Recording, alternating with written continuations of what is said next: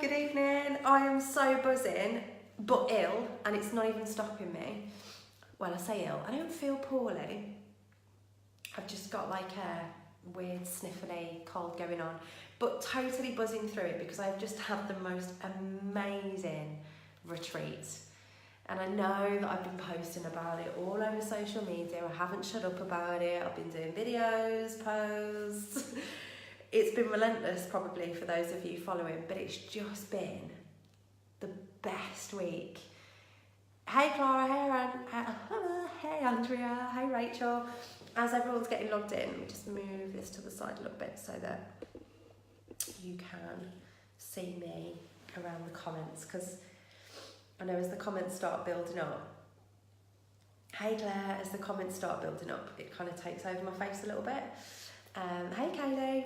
So yeah, as you're getting logged in, guys, give me a hashtag live if you're logging in live. Give me a hey, let me know you're here. Give me a replay though if you're watching on replay. It really, really helps me to understand who's catching these live and who isn't, and who's getting logged in and who's getting value. So interact. Tonight is going to be really interactive. We're talking about a really, really hot topic, one that's going to benefit every single one of you.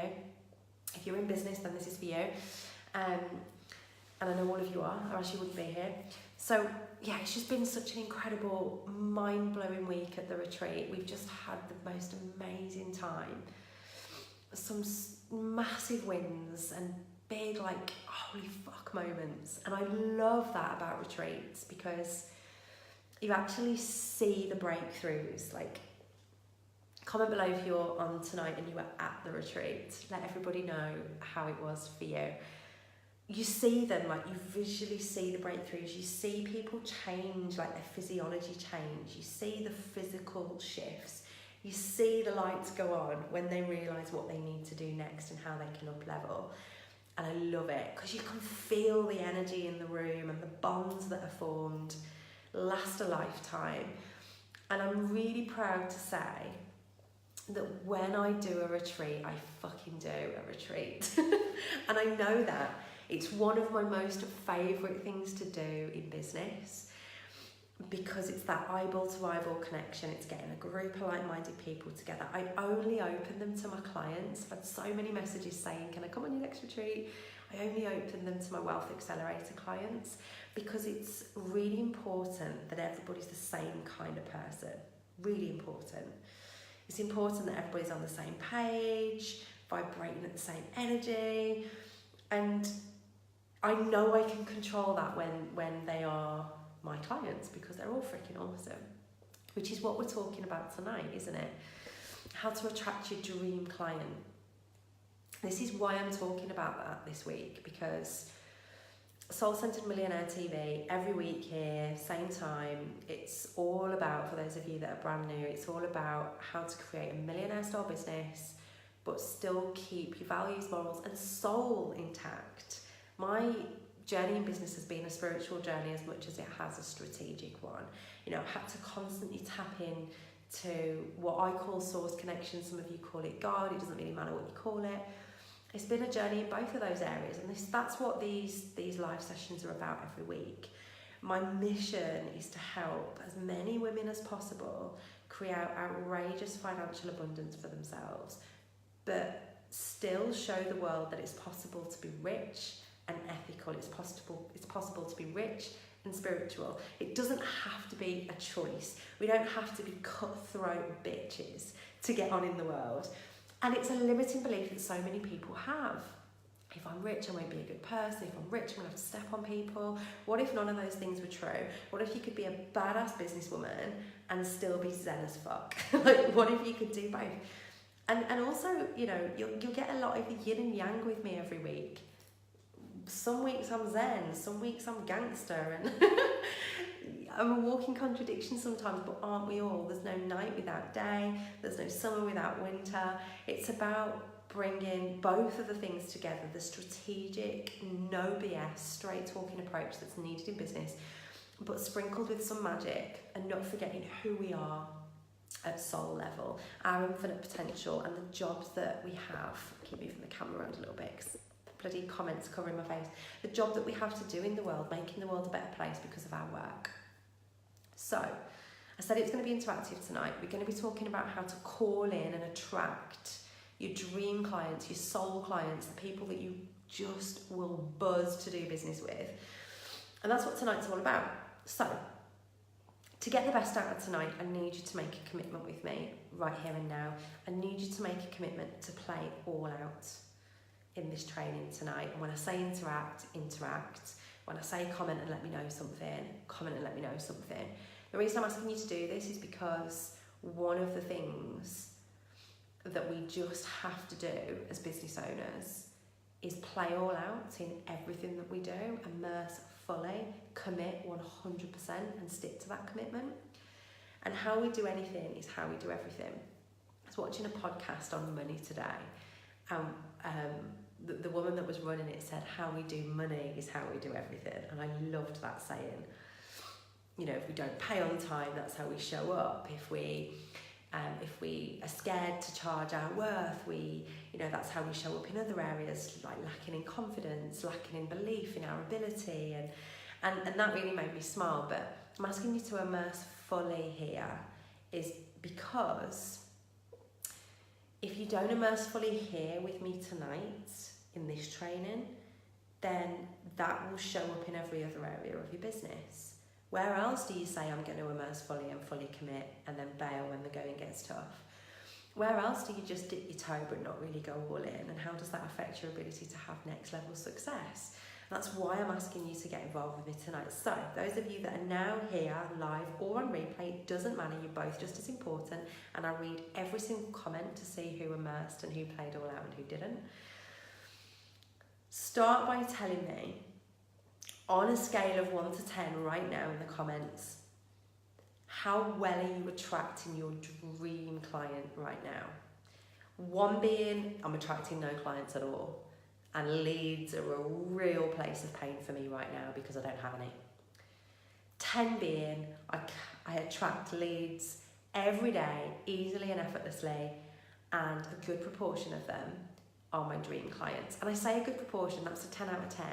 Comment below. The reason I say that is because with the best will in the world, we need some realism tonight as well.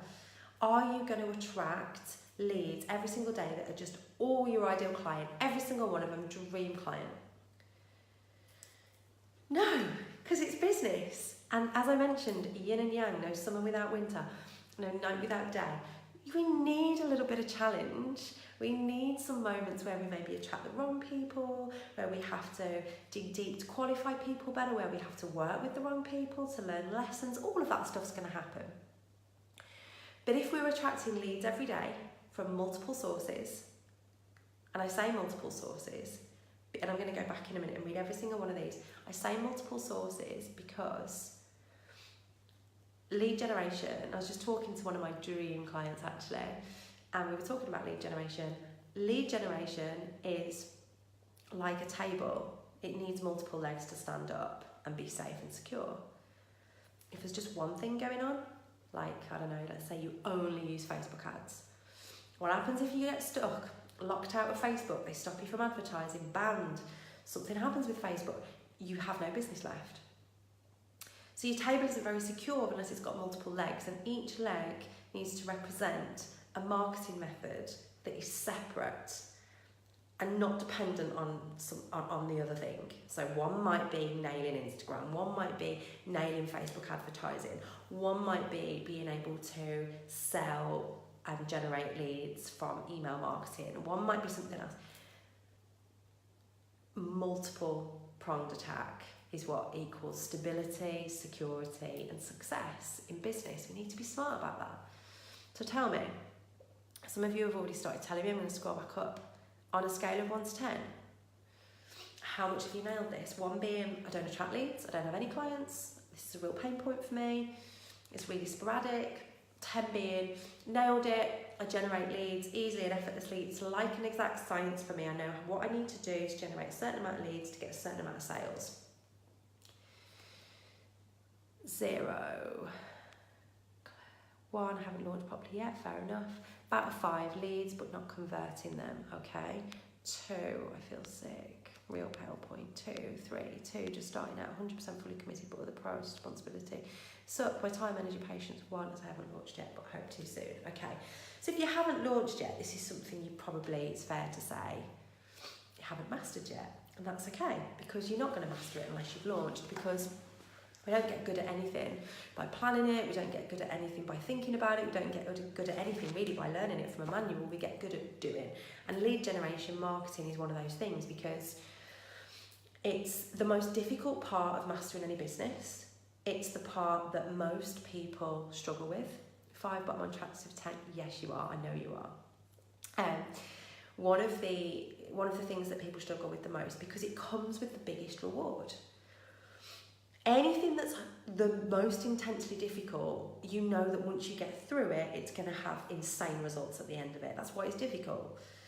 Lead generation is the lifeblood of any business. Being able to attract the right client to us and take somebody from observer to raving fan to paid client, it's a process, and it should be a science. Not just, oh, I'll just show up when I feel like it, do a bit here, do a bit there, maybe get referred a few people, because that's never going to feel comfortable, because it's not predictable. And something that's not predictable isn't secure. So if you don't know what you need to do every day, every week, every month to generate X amount of leads that convert into X amount of sales, and it's not a numbers game that's strategic and like an exact science that's tested and proven and mastered. If it's just kind of, oh, I show up and do a few lives every now and every now and then someone refers someone to me, or I've started doing a few posts on Instagram, I've started doing a bit of this and a bit of that, but it's all just a little bit up in the air, then you don't have a business strategy. And I'm sorry to be all in your face and tell you this, but it's not going to build you a successful, sustainable, long-lasting business. It's just not. You'll never be able to predict it. It will always make you feel vulnerable, and it will always prevent you from getting to that next level of success until you decide to get serious, treat it like a business, have a strategy in place, work the strategy, and accept the fact that at first you are testing that strategy. No one can hand you the strategy for your business that's going to work like clockwork if you just do X, Y, Z that's written down on a piece of paper. And anybody that's looking for that magic bullet, I'm here to tell you that it doesn't exist. Anybody that tells you that it does is a liar, because you're going to have to learn some strategies, learn a few things from someone that's prepared to teach you, and then test things with your audience, test marketing messages, find out where your niche is hanging out, and put the right thing in front of them, and test that thing to make sure you've got the right one, to see what they're attracted to, what they're responding to. And then you're going to have to test every component of that marketing strategy until you nail it. And then some people are going to me, well, how long is that going to take? Because I need to earn some money now. How long's a piece of string? I don't know. How hard are you prepared to work? How many hours are you going to work every day to master it and nail it? How much are you going to take responsibility and own that process? How much are you going to not moan and bitch and whine about it when it's not going your way, and get back on the horse and do?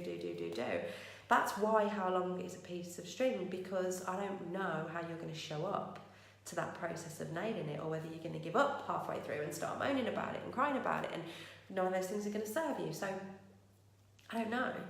But here's what I do know. That's what I want to share with you tonight. Here's what I do know about attracting your dream client.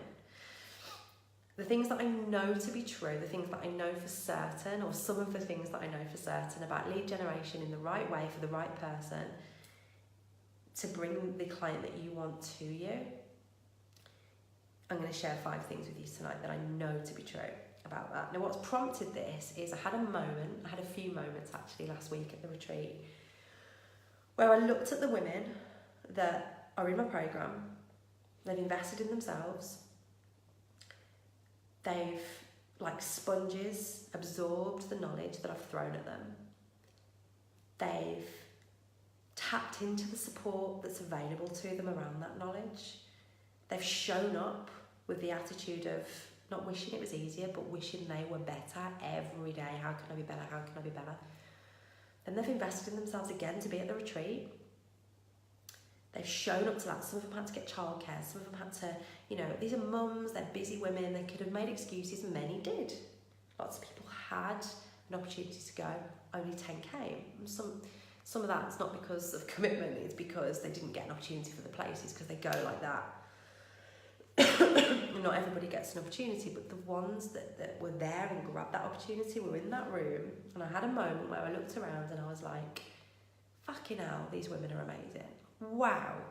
Like a real kind of proud moment and grateful moment where I just looked at the women around me, the women that I get to work with every day, and thought, how freaking blessed am I to work with such incredible women? How blessed am I? Genuinely, from the bottom of my heart, like I had the best time with them. And just the best sort of women, the best. The exact sort of women that I set out to attract.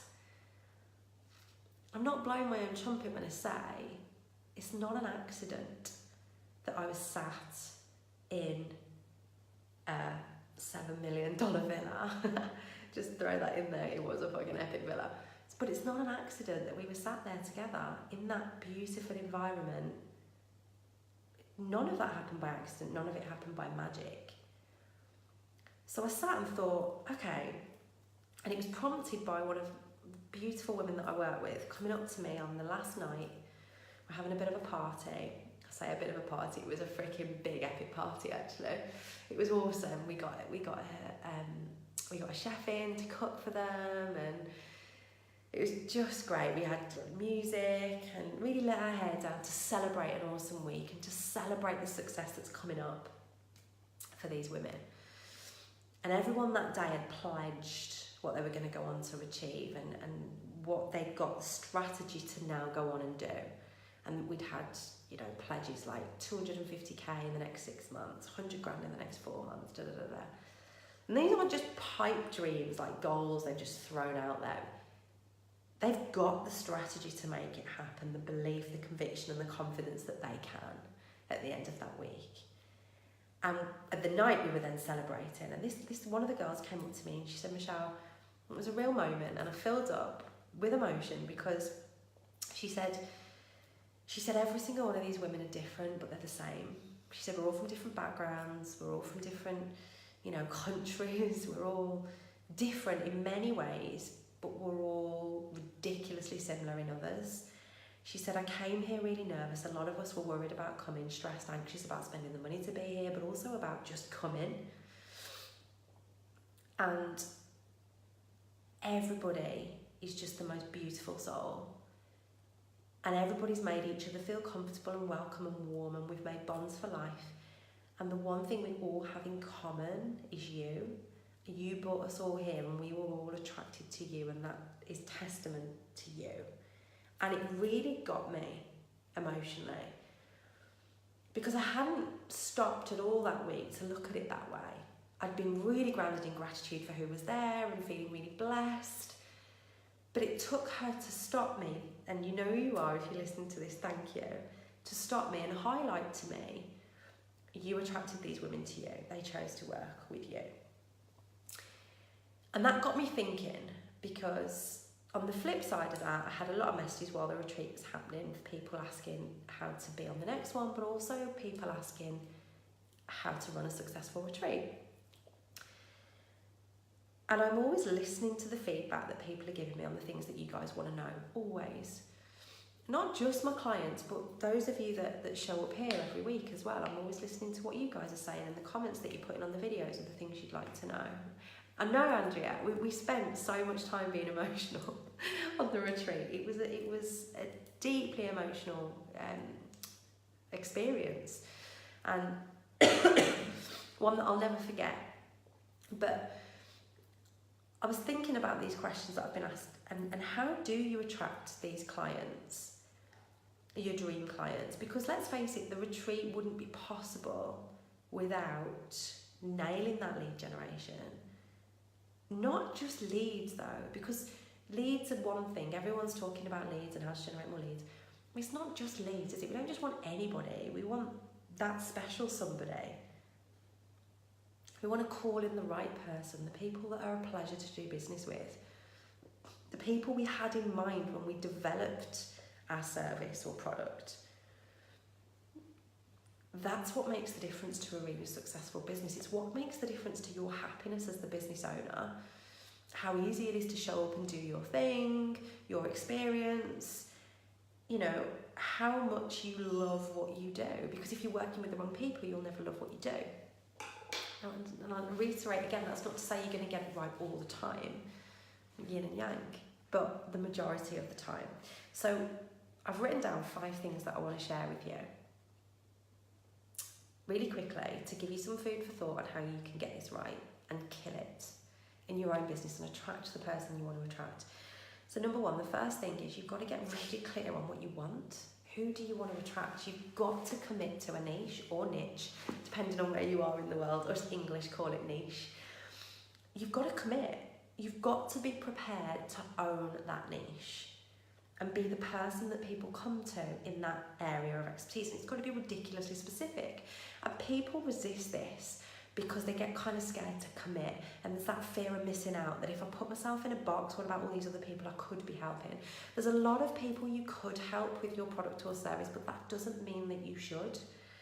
There's a lot of power in just identifying a subgroup of person that you are going to own. You are going to become the person to know that provides the solution for this particular problem for this particular person. That's the first thing. We've got to be prepared to commit on that level. We have to be.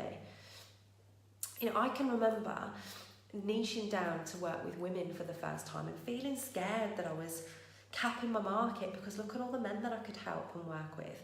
Yeah, I could probably help and work with men, but actually it's much more powerful to niche down with women only and really own that as an area of expertise, really own that kind of subgroup. I am here, my mission is to help women kill it in their online business, become wealthy and live their best life. That's what I want to do in the world. Why am I passionate about working with women only? Because we're different species, we are.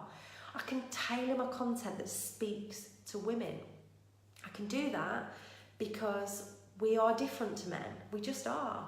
I can talk in my client area about PMT and how it affects our growth in business and how to get the best out of ourselves in terms of productivity, even though our hormones are making us want to kill somebody. I can talk about that because I've been bold enough to niche.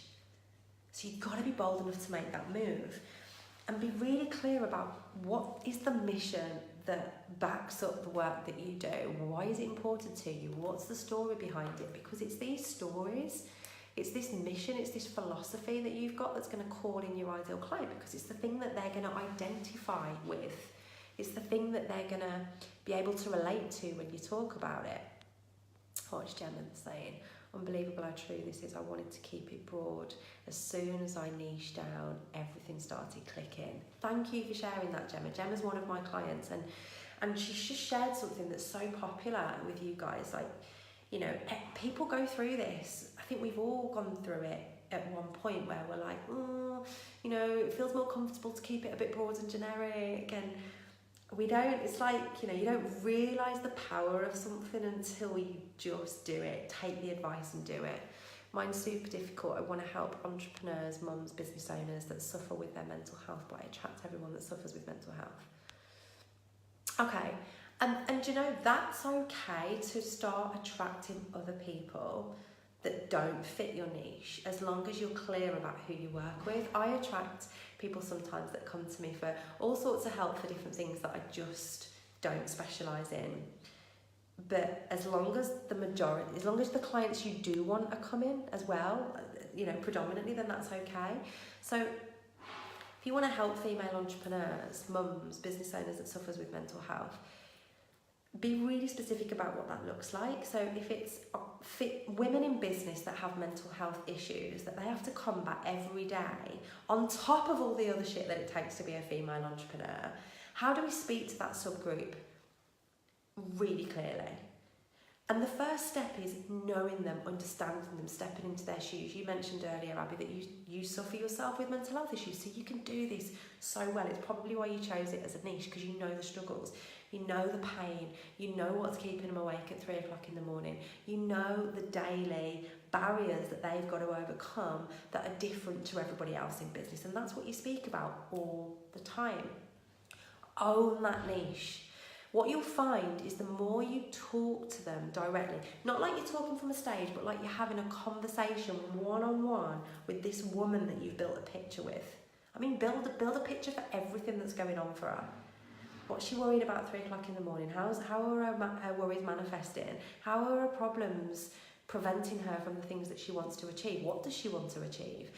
Brainstorm all of this. You know, the first time I did this, I had one of those, you know, those big artist pads. I don't draw, so it's the only thing I was ever going to use this for, but I went and got one from like an art crafty shop. It's huge, massive thing that someone more artistic would draw on, and I just created this huge brainstorm. You might even want to get like one of those big flip chart pieces of paper, put it on the floor, sit and brainstorm all of the things that make your ideal client who she is. What's her name? How old is she? Does she have kids? How old are the kids? Like, let's really build this picture. What does she want? What's stopping her from getting it? How can you help her? And really own that niche, because we need to be clear on everything that we want this client to be. Let me just get back to some of the comments. That's what I'm doing again right now. I've learned the last few weeks. Awesome, thanks for sharing that, Joanne. Don't have an online business, but this really resonates with me. I'm so glad, Joe. You are them. Yeah, exactly. This is every single customer I've had said they felt like you were talking to me because I'd niched down. There we go. So many women on here. If you are still hesitating about really niching down, so many women on here that are telling you to just do it, because when they've started to do it, it's changed everything for them. But what else do we want to know? We don't just want to know what we want them to be. We want to be really clear on what we don't want. Now, this is something that will evolve as you evolve in business, as you have more experience and as you work with more people. You'll get much clearer on this, and you'll keep adding to that list. Because how do we really know what we want and what we don't want? By experiencing it. You know, it's like, let's use relationships as an example. One of the reasons that I can appreciate the relationship I have with my husband and the love that we share and all of the great things about our relationship is because I've kissed a few frogs. That's why I can appreciate it. And, you know, as you go through your journey as an entrepreneur, you are going to kiss a few frogs when it comes to your clients too. You know, but work out what is it for you that is a non-negotiable, something that you just will not accept. You know, things that might be like a lack of gratitude. It might be someone that's overly demanding or rude. It might be that you don't want to work with someone that's a victim and overly negative, or someone that has ridiculous expectations of you, or, you know, what is it that you can identify you really don't want to show up?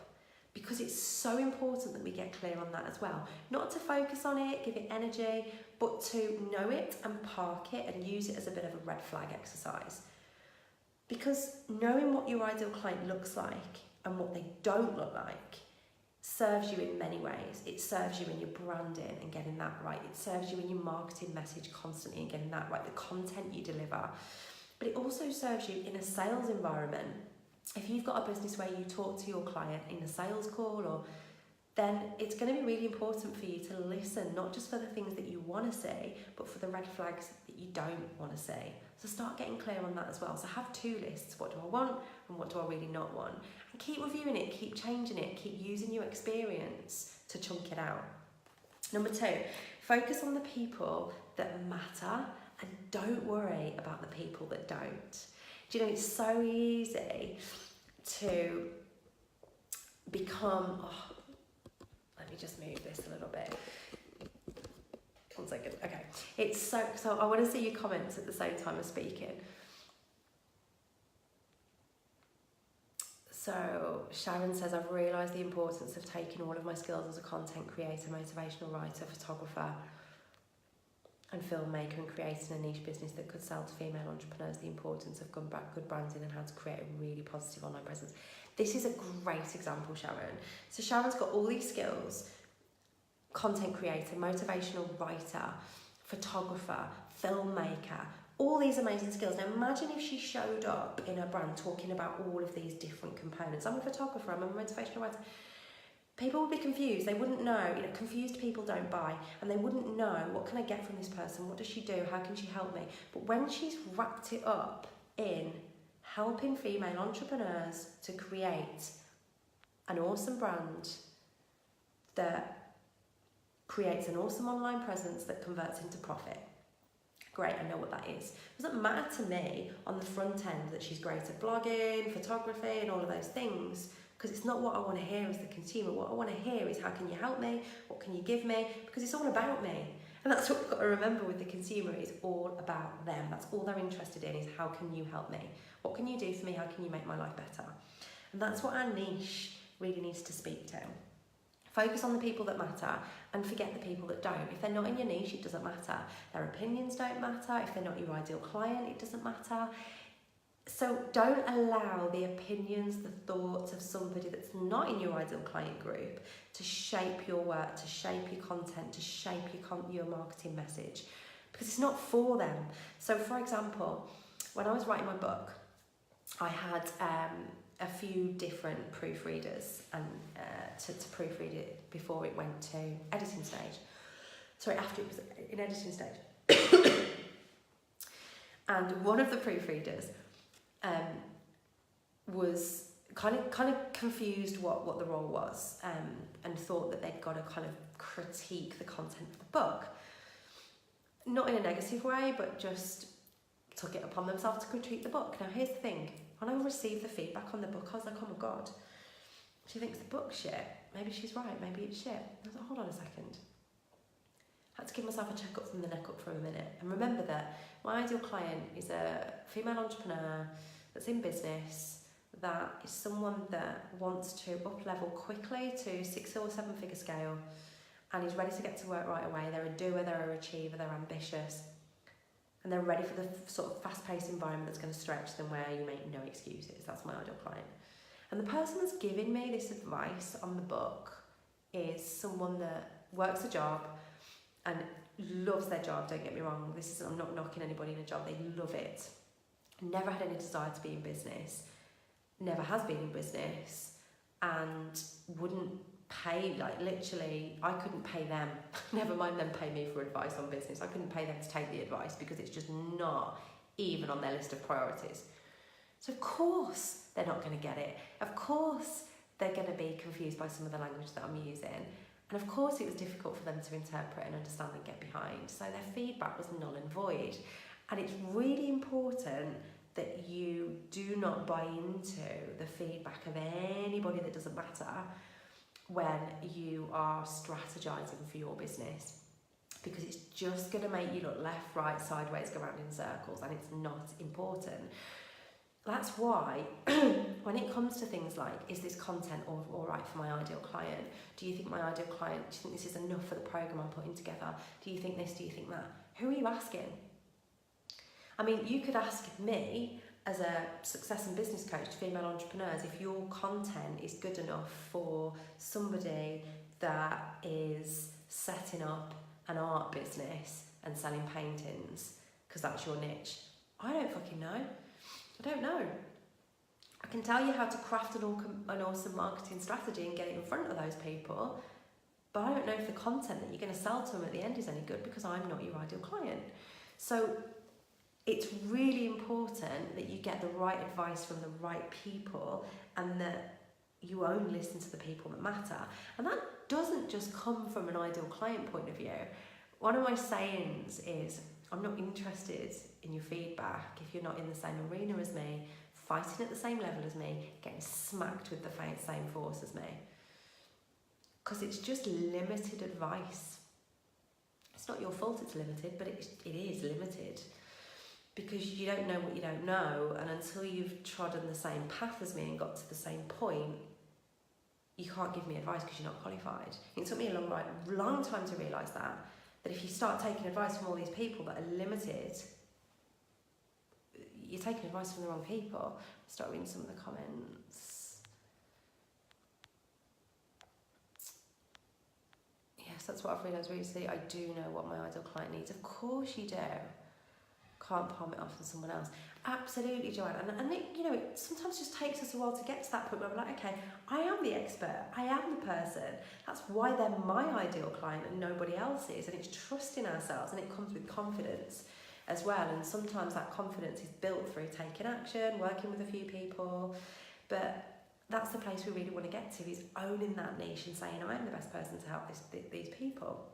Number 3, having a multiple pronged attack to your marketing strategy, not ad hoc. So we've already talked about this at the beginning of the live, so I'm not going to go over it in massive amounts of detail, but don't rely on one strategy, and don't call a strategy if it's not a fucking strategy.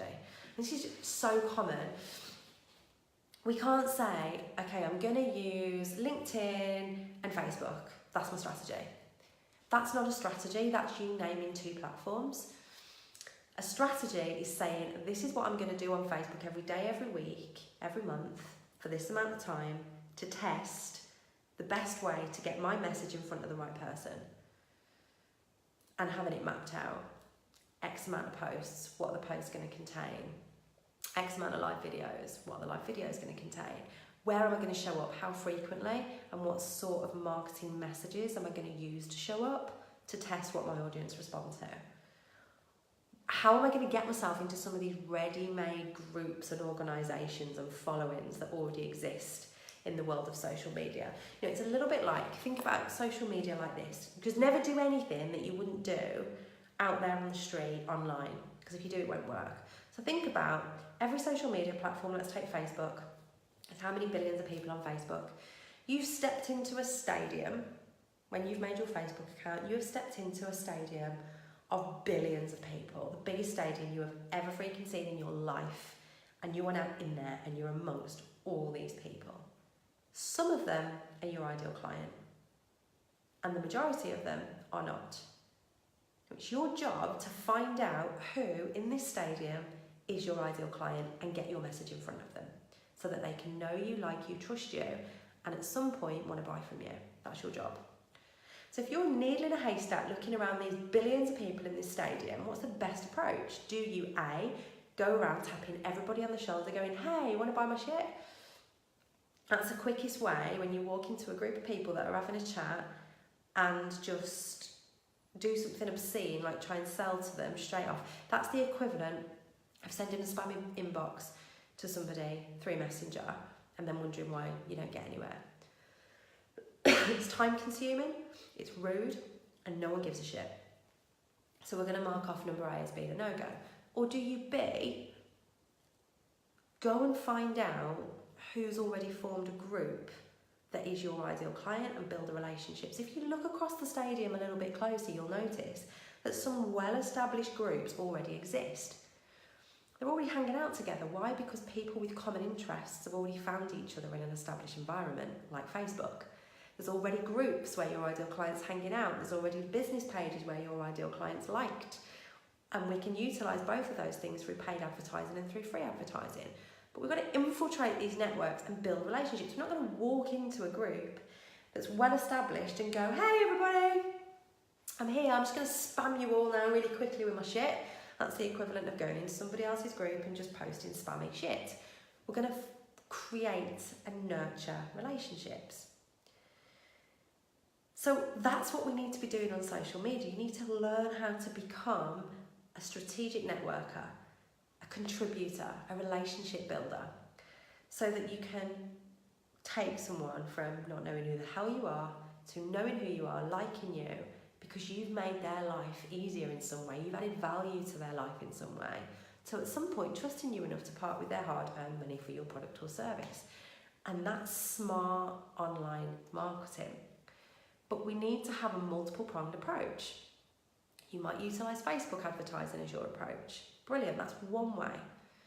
You might utilise Instagram as one approach. You might utilise LinkedIn as the third. And the fourth might be utilising live video like this to gather. You might do that on your personal page. You might, but it needs to be a multiple-pronged approach, and it needs to be a strategy. Not, I'm going to do Instagram, I'm going to do LinkedIn, and I'm going to do this. That's not a strategy. It needs to be mapped out. This is how I'm going to find people. This is the message I'm going to put in front of them. This is my plan for this week. And then next week I'm going to review it. What worked, what didn't work, and move on to the next thing. Number 4, keep it real. Keep it real. Keep it authentic. Keep it you. the most successful marketing, content-led marketing, personal brand creation is one that's just ridiculously human.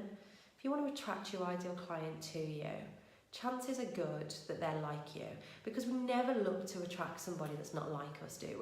We generally want to be around people like us. Generally, we're attracted to people like us. You know, if you go to a party, it fascinates me, human behaviour. If you look at any group, subgroups always emerge in any group environment.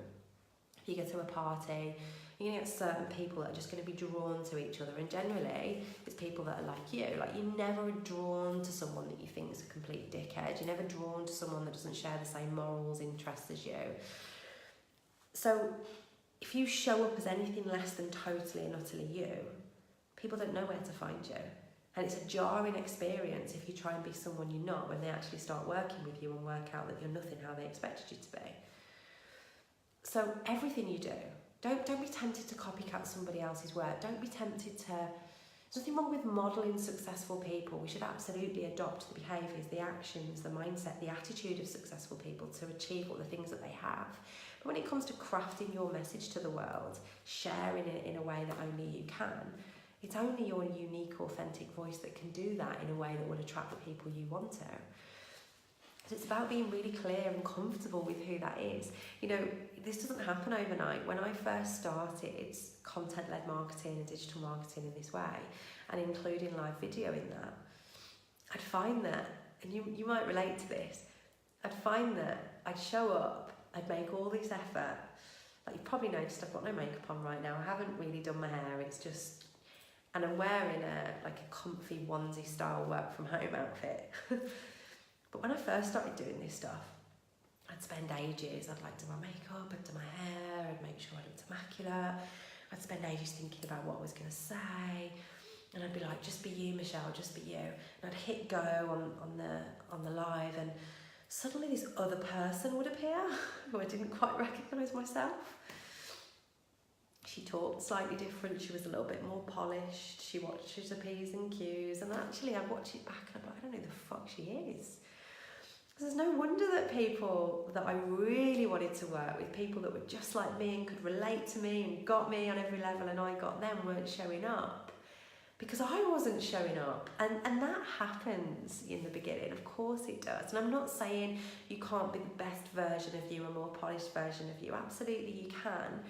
But for me, the power really came in being ridiculously authentic, ridiculously me, really unfiltered, and sharing my struggles, sharing the hard times and the challenges as well as the wins, because, you know, allowing people to see your human side is really important.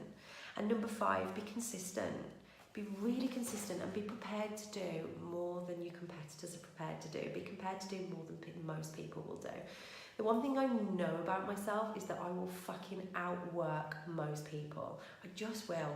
If I want something, I'll go after it and I'll stay in the game until I get it. Where most people, and this is the reality, will lose focus when the going gets tough. They'll moan, they'll blame, they'll make excuses, they'll give up, they'll lose sight of the things that they started for, whereas I won't. And I know that about me, and I'm certain of the fact. I'll never say, you know, some people have said to me, like, that's something you say consistently.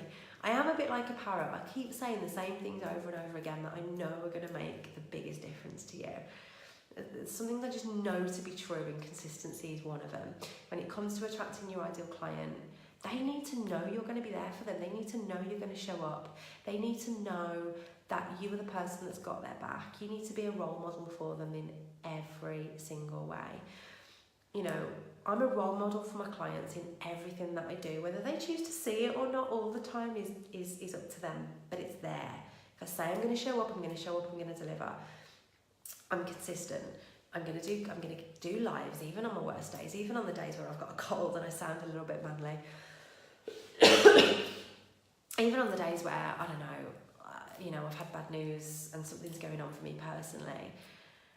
I'll share my highlights of this last quarter with you, but I'll also share some of my low points with you now, just to identify and highlight that I'm not bullshitting you when I say that I'll keep showing up, because I know that that's what it takes in business. And if I don't show up for you and be that role model and be consistent, then how can I ask you to show up for you? You know, that's part of the deal in being a success coach. This first quarter has been insane. I've had consistent 100k months for the first 3 months of the quarter, which puts me bang on track for my goal of 1.5 million this year. Massive win. I've bought a house, cash. I'm 33 and mortgage free, and that rhymes. I think I'm going to use that as my next ad campaign. How to be mortgage free at 33. That happened. My dream house that's just going to be the most epic home and potential retreat location. In the first quarter, tick, done. I've just run the most incredible sellout retreat for my clients. My program is a sellout, and there's now a waiting list forming for my next enrolment. What else has happened? I've spoke on Fox TV. I was interviewed on Fox TV and then spent 2 weeks in Disney to celebrate my first international TV appearance. Also, one of my closest family members got diagnosed with Parkinson's disease, and it broke me. Another family member got rushed into hospital with a brain tumour, and I thought we were going to lose him. And it was the scariest moment ever. I've had problems getting my residency for Spain to actually buy a house. So I've had to go back four times with different amounts of paperwork, and had the stress of that because I'm buying this house, and that's amazing, dream house, but there's still shit to be done around it. You know, I've still got it. I'm in a foreign country. I've got to source contractors for renovations that I don't speak their language, and that's my fault, but it's still a pain point. I'm running $1 million business that has $1 million problems, you know, business issues that just come up with new levels, new devils. And there's things that I've probably forgot to mention that have thrown me a curveball this quarter, because that is fucking life, guys.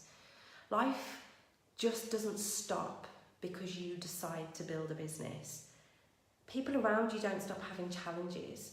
You know, the struggle doesn't stop. Successful people aren't successful in the absence of struggle. They're successful despite of it.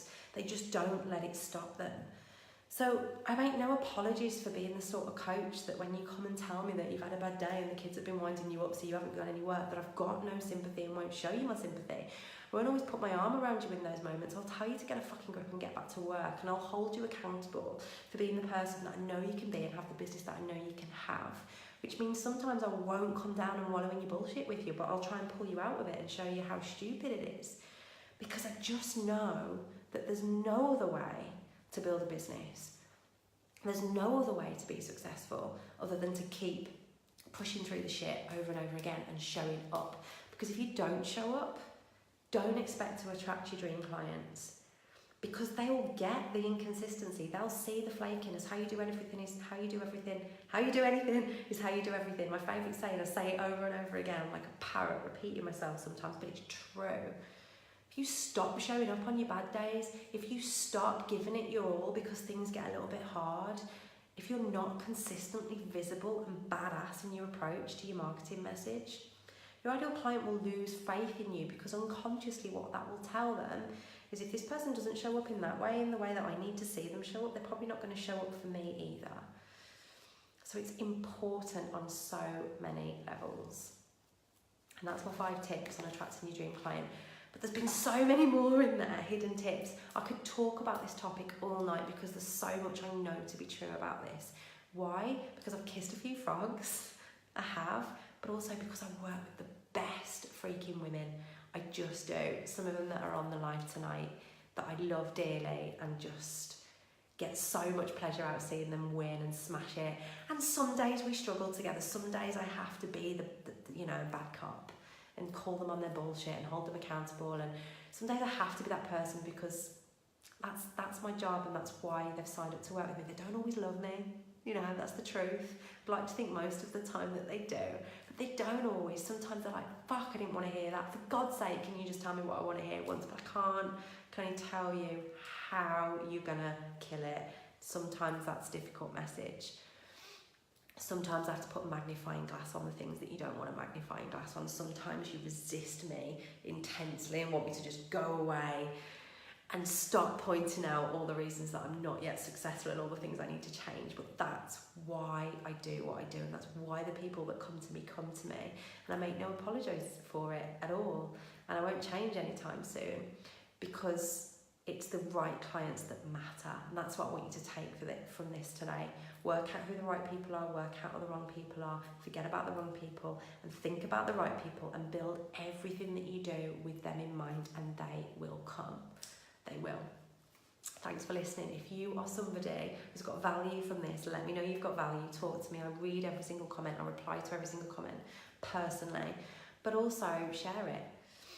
Share it if you feel comfortable sharing this message, so that we can reach other people and help other people enhance their lives and business. Tag people if there's somebody in your mind that you think, actually, this would really help that person. Tag them below. You know, with all of us sharing the same message, we help more women step into their power and become wealthy. It's hard to hear you sometimes. I try to listen to you in the car on Bluetooth, but I can't hear you. Oh, well, don't worry, it's available for you on Catch Up. Thanks for logging in, guys. Thanks for listening. Lots of love. See you next week.